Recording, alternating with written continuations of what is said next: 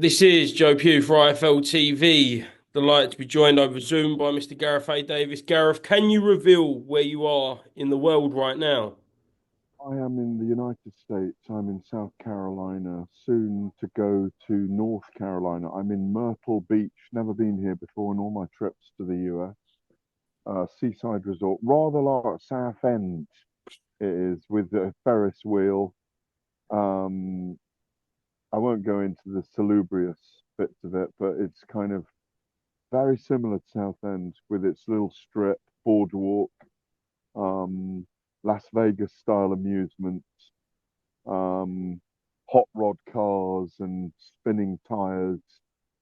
Just like you get down in Southend on a weekend. So somewhere you'd be very familiar with. I had a really nice time here for bare knuckle 39 that I was commentating with the legend that is Mike Goldberg from UFC fame. And just on my way to get a connecting flight to Charlotte, which is 37 or 8 minutes away in the air, to head back to Old Blighty across the pond overnight, and just down the road from you, I'll be a few doors away early in the morning.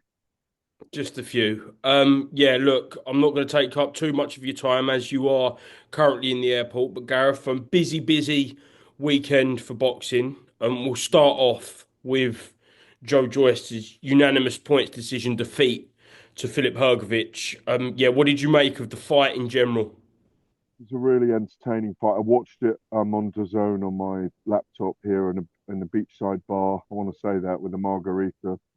It was 5 in the afternoon when they took to the ring, just after 5 in the afternoon here. Thought it was a valiant effort by Joe Joyce, who went five to the last. 12 rounds might have helped him. It was a shame if it was only 10. I thought he gave all effort. I thought his chin withstood Hrgovic's assault. I thought it was a very fine performance. I had Hrgovic winning by 2 rounds. Um, Not no wider than that. A few of the judges had it very wide. I thought his application to the task of fencing to the body, being more active, starting quickly, all the things about Joe were positive, and Hrgovic had to contend with that cut eye from the second round onwards. Thought it was a good performance by Joe, which is why the jury split on his future right now. I'd love to see him retire, Joe, but I don't think he will.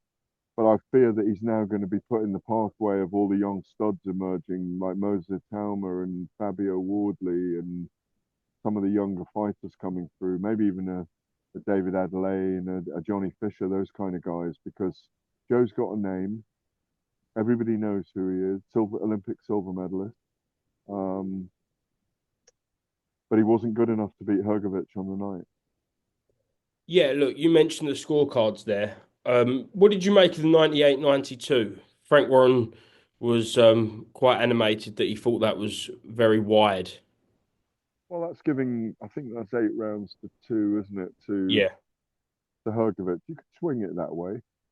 You could have a 6 round differential. I thought Joe did some decent work. Hrgovic was very clever playing possum off the ropes and countering quite a lot and landing very accurate pinpoint punches.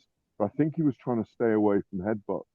Not that Joe was trying to headbutt him, but trying to keep that cut clean, if you like, which his corner did a good job. It was nice to see Abel Sanchez with him. I missed Abel. I wanted to see him this week. I haven't seen him since his Gennady Golovkin days. Haven't and he's a great corner guy.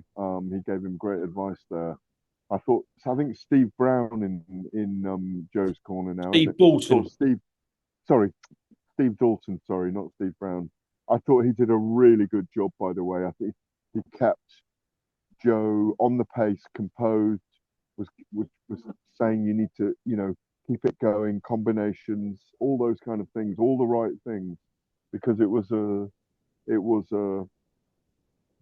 it's a double-edged sword for Joe Joyce because he lost, he lost, but he lost, but he at the same time put in a good enough performance to merit another sachet at something. So, but I do fear for him that they'll. I'm gonna have to go in a little bit, but yeah, I thought it was a good performance. I think he'll carry on, but I'd love to see him hang him up. and get and make loads of money on his artwork. Okay. Jamie TKV, David Adelaide. I know you've got to go, so yeah, just break it down. What did you think of that whole situation? Well, first, full disclosure, I spoke to Robert Smith, the general secretary of the border control this morning, and he says they're going to have a full inquiry this week. There is a steward's inquiry. He's amassing all the information and the report from Ron Kearney, the referee, who was in a big event for the not for the first time, but was in a big event in front of the cameras. You know, it was a big night because it was Frank Warren and Queensberry's debut on the zone, so it was a big event in that sense. And there was the big announcement of Fabio Wardley and Jarrell Miller and all of that kind of stuff, and Dillian there. I think it's an immediate rematch in my view. I understand Barry Smith and Ben Davison's ire and angst at it. Jamie TKV did the same. They had a they weirdly didn't work on the clinch. They didn't do work on the clinch early on. They had it was a weird start to the fight where they didn't really pop at each other heavily. I thought Jamie TKV was good in the first 3 rounds. Then I thought David Adelaye looked very powerful in the fourth. And I don't care what anyone says. I think he was about to start taking over. Heavyweights are always dangerous because they've got heavy hands. Jamie's got heavy hands as well as David. But David is an unusual character. He's playing around a little bit, but got very confident in the fourth. I think it was unfortunate that the referee called break twice, touched Jamie's arm to bring it down, and that exposed. Was it a left hook? Wasn't it? Left hook, yeah. Yeah, it was a left hook that then catapulted him to the floor and drew the end of the fight. I whether he gets whether the fight gets a no contest and they redo it, I don't know. But whether it gets a no contest and the British title's taking off him, I don't know. But that's one option. He could have been disqualified by the referee technically as well. But I think if justice prevails, there'll be an immediate rematch. Last one, you mentioned it there. Fabio Wardley, Jarrell Miller. Press conference tomorrow. I see some of your TalkSport colleagues kind of a little bit of disdain for Jarrell Miller, obviously with his past in the build up to the proposed AJ fight that was meant to take place in New York of 2019. But yeah, your thoughts, Portman Road, Wardley, Miller. He was a drugs cheat. Served the time, did the crime, served the time. He's a reformed character. I've known him a long time, going back to the Glory kickboxing days in about 2010 when he fought Mirko Krokop. He's not a bad man, Jarrell. Obviously, he took drugs that need ingesting that someone can't give you, probably at the end of a needle, a syringe. That's not a good thing. He's a bad boy, but he's a great character. I think we need to give him, obviously he's getting a second or third chance here, but it's a great fight for Fabio. If we put that to one side, there's loads of drugs cheats in fight sport.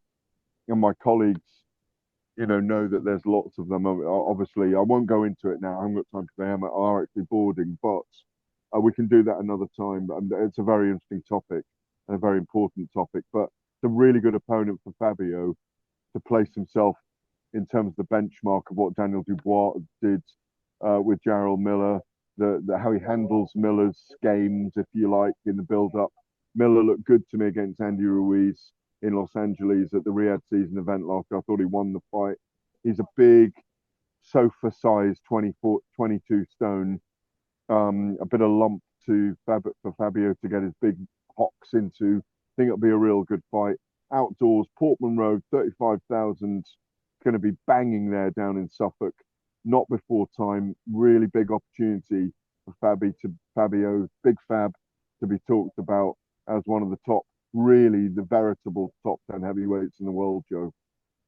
Excellent, Gareth. Go and get on your flight. I'm sure you're going to enjoy a nice little tequila and go to Yeah, shop, I've already had mate. one. All right, G. Thank you very much, mate.